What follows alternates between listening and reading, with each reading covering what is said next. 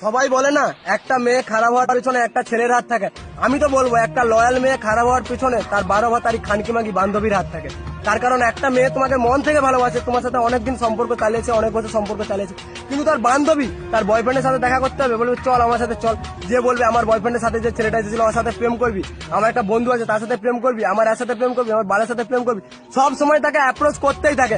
বলবে আমি তো 4 জনের সাথে চলে যাচ্ছি, কোথায় কিছু হচ্ছে না। আরে তোর বয়ফ্রেন্ড কিছু জানতেই পারবে না, দুদিন কথা বলে দেখ, যদি না ভালো লাগে কথা বলতে হবে না। তোর বয়ফ্রেন্ডকে কে বলতে যাচ্ছে, তোর বয়ফ্রেন্ডের ঘর তো অনেক দূরে, সে তো জানতেই পারবে না।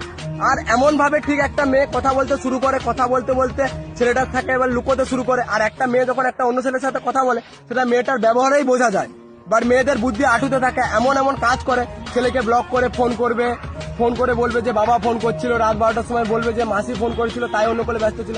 যে ছেলেটার কাছেও মেয়েটা ধীরে ধীরে খারাপ হয়ে যায়, যে ওই মেয়েটা আবার সেই যেই ছেলেটাকে ভালোবাসতে হবে সেই ছেলেটাকেই শত্রু ভাবতে শুরু করে, কারণ সেই ছেলেটাই ওকে এবার প্রত্যেকটা জিনিসে বাধা দিতে, সন্দেহ করতে শুরু করে। দিয়ে ওই মেয়েটা এবার অন্য একটা ছেলের সাথে যখন দেখা করে যখন ওর সাথে কিছু শারীরিক কিছু করে নেয়, করার পর তখন মেয়েটা আগের যে ছেলেটাকে ভালোবাসতো তার সাথেই ব্রেকআপ করতে চায়।